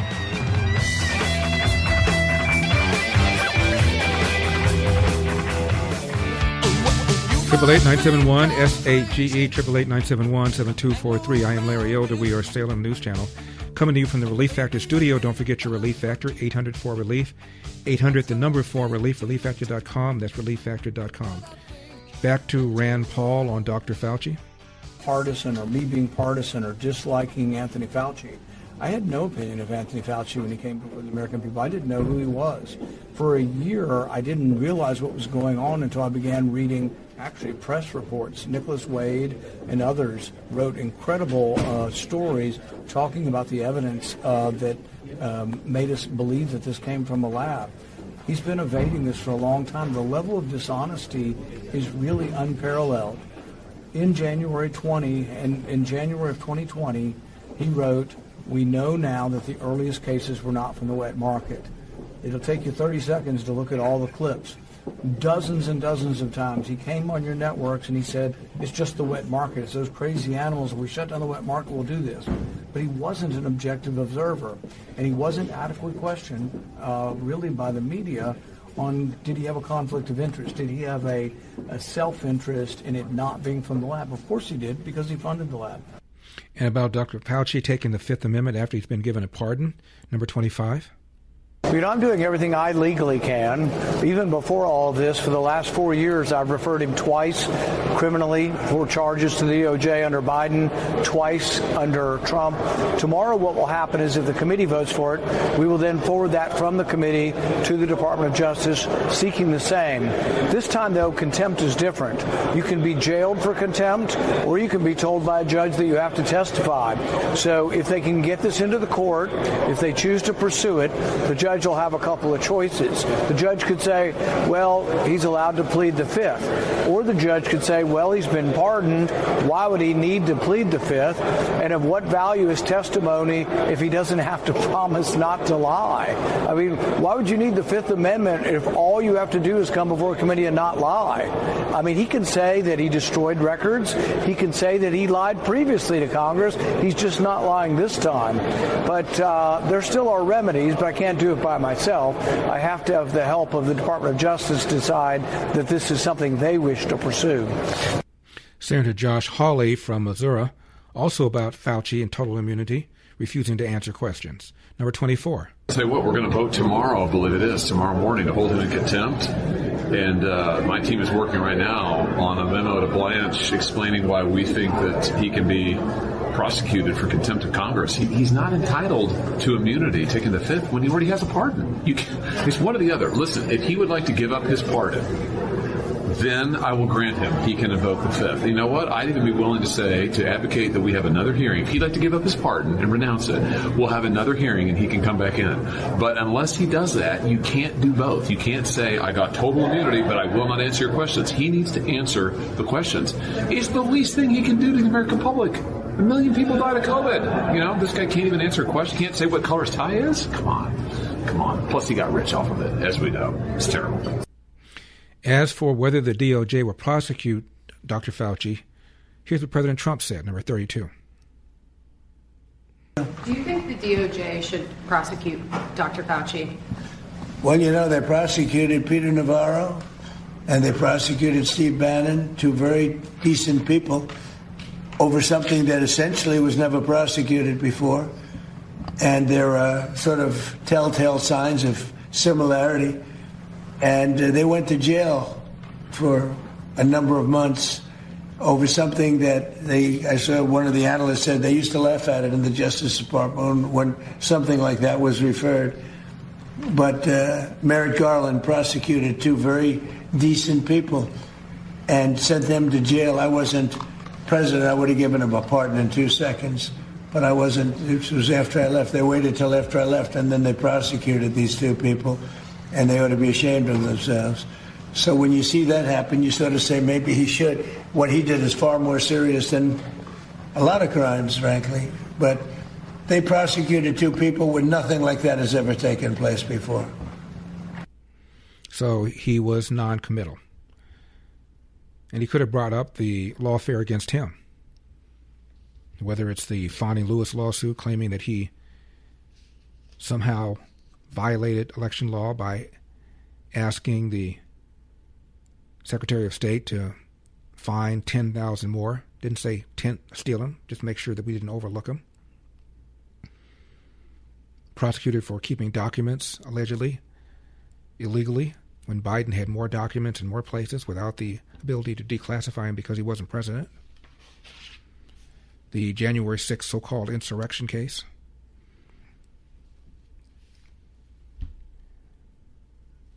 Has there been anybody prosecuted more than this man? for less reason? Now, when it comes to supplements, two things matter most: that it works and you can trust it. Rather than just tell you about Relief Factor, we let our customers do it. We hear from people every single day whose lives have changed, and we'd like you to hear a few of their stories. Joni shared that before Relief Factor, her husband couldn't open his hands in the morning and had to give up playing guitar. Now he wakes up with flexibility and he's back to playing music. They're both recommending Relief Factor to friends as a way to enjoy the things they love again. I take it every single morning for back issues. Now, they make it easy to find out if you'll be the next person telling us Relief Factor helped you enjoy what you love. 3 weeks for just $17.76. Just go to ReliefFactor.com, ReliefFactor.com, or call 800-4-RELIEF. That's 800-4-RELIEF. We'll connect you with our friendly local team, and they'll do everything they can to help. ReliefFactor.com, ReliefFactor.com. 800-4-RELIEF, 800-4-RELIEF.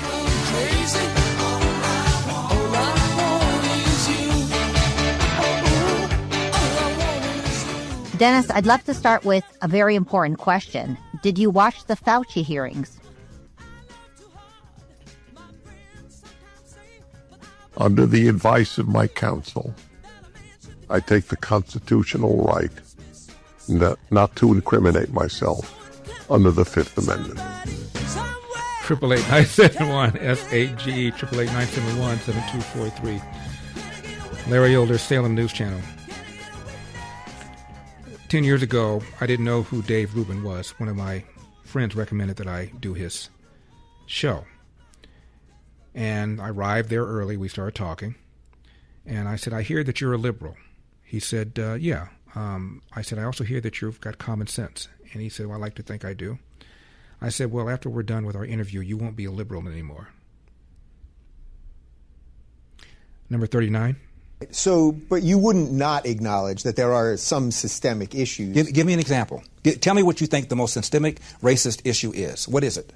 Well, I would say that because black people in many cases, were descendants of slaves, that racism as an institution, that it just, a certain amount of it just exists. 2015? Give me the most blatant racist example you can come up with right now. I think you could probably find evidence that in general, cops are more willing to shoot if the perpetrator is black than white. What's your basis for saying that? Last year... Well, look, I know a lot of people would say, look what's going on in Chicago. I know what they would say. Yeah. I'm talking about what the facts are. 965 people were shot by cops last year and killed. 4% of them were white cops shooting unarmed blacks. In Chicago in 2011, 21 people were shot and killed by cops. In 2015, there were 7. In Chicago, which is a third black, a third white, and a third Hispanic, 70% of the homicides are black on black. About 40 per month, almost 500 per year last year in Chicago, and 75% of them are unsolved. Where's the Black Lives Matter on that? The idea that a racist white cop shooting unarmed black people is a peril to black people is BS. It's complete and total BS. And the reason for these so-called activists saying this is the assumption that racism remains a major problem in America. The media, CNN, especially MSNBC, runs down whenever a black cop shoots somebody, and it's some march on Washington. It's ridiculous. Black people, half the homicides in this country are committed by and against black people. Last year there were 14,000 homicides. Not talking about suicides. I'm talking about homicides. Mm-hmm. Half of them were black. 96% of them black on black of that 7,000. Where's the Black Lives Matter people on that? So there's where you would say that this is purely because of social justice. This is purely because they want ultimately for people to be angry enough to just keep voting Democrat. That's right. And where's the evidence of a lack of social justice? When a black suspect is killed by a cop, believe me, the media is on it. People are watching it, and justice will, for the most part, occur. In Baltimore, where Freddie Gray was killed. Freddie Gray died in a van. I shouldn't say was killed. Died in a van. Yeah. You have a city that's 45% black.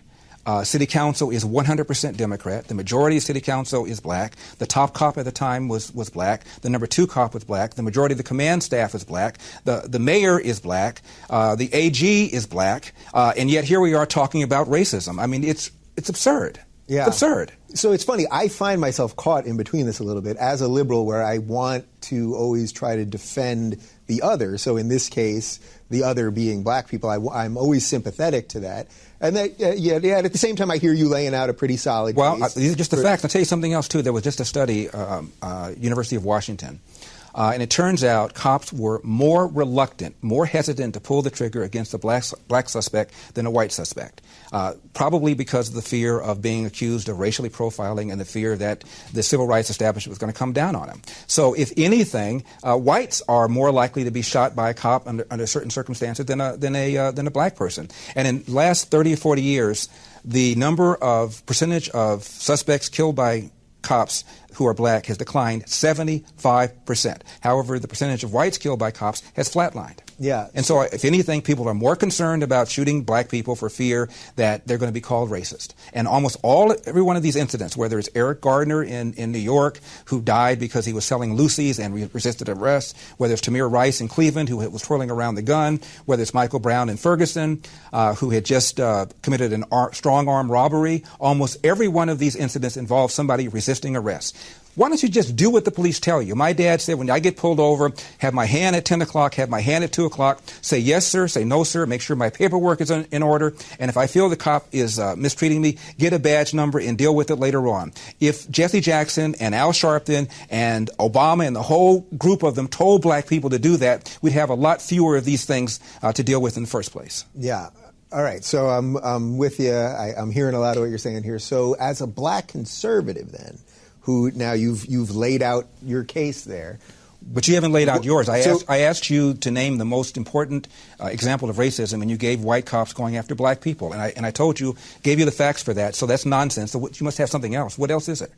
If you think racism remains a problem in America, give it to me. Well, I think it remains a problem. Give it to me. It may not be systemic in that it's not like you're not being hired because you're black. There's no systemic reason, legal reason that exists, that kind of thing. But I think that racism as a general theory exists. I need some specifics. You gave me the white cop thing. What else? Give me another example where you think is a problem.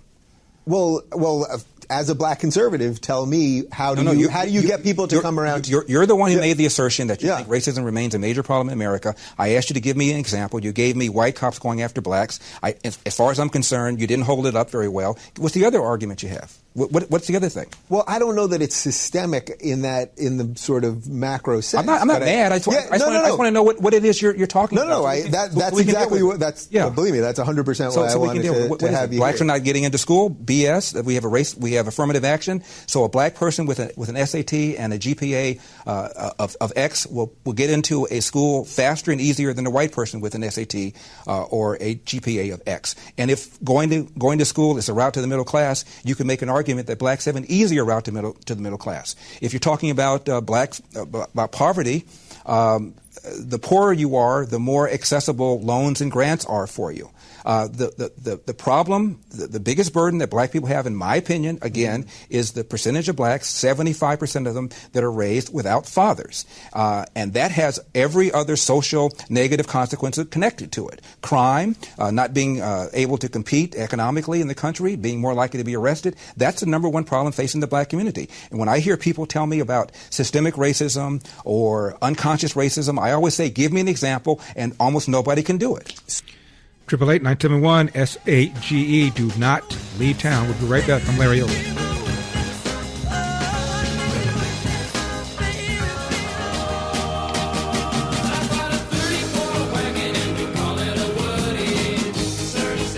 Triple 8-971-SAGE. 888-971-7243. Larry Elder, Salem News Channel.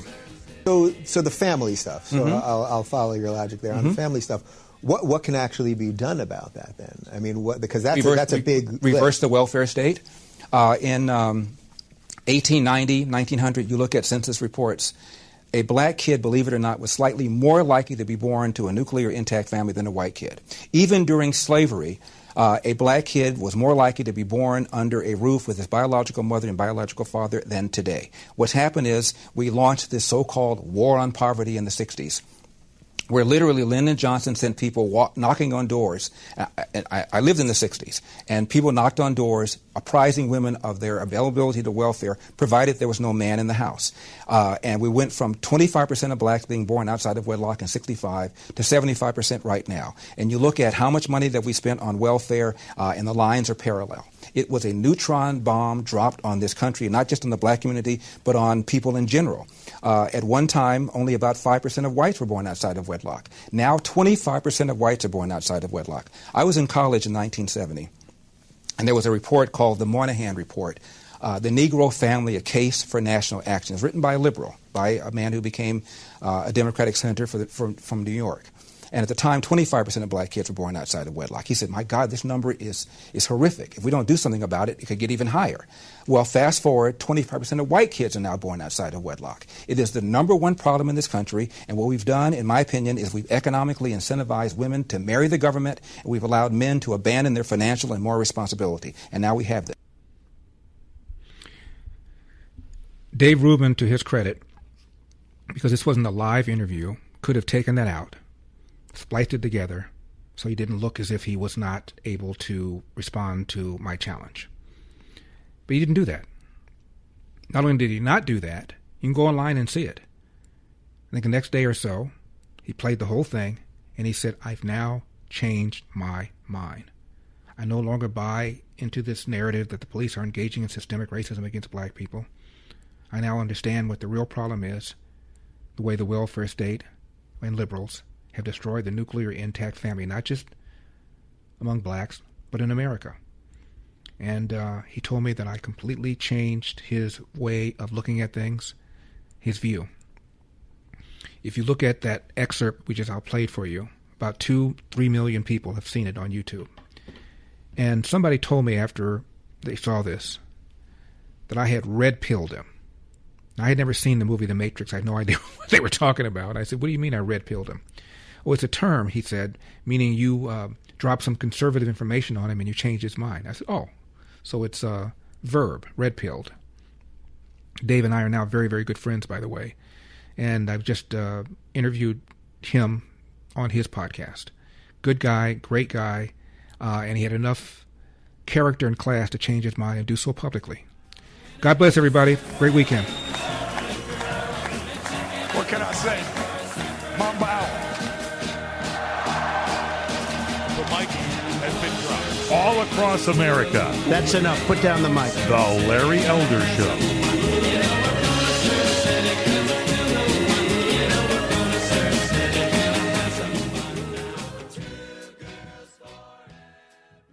Life can be messy, but you don't have to figure it out alone. Hey, it's the Luskos. Join pastors and best-selling authors Levi and Jenny Lusko on Hey, It's the Luskos for honest conversations about faith, marriage, family, grief, ministry, and all the unexpected moments in between. You'll laugh, you'll be encouraged, and you'll be reminded that God is faithful through every season. It will always come back to Jesus in the end. That's right. Tune in to Hey, It's the Luskos with Levi and Jenny Lusko. Available now wherever you get your podcasts.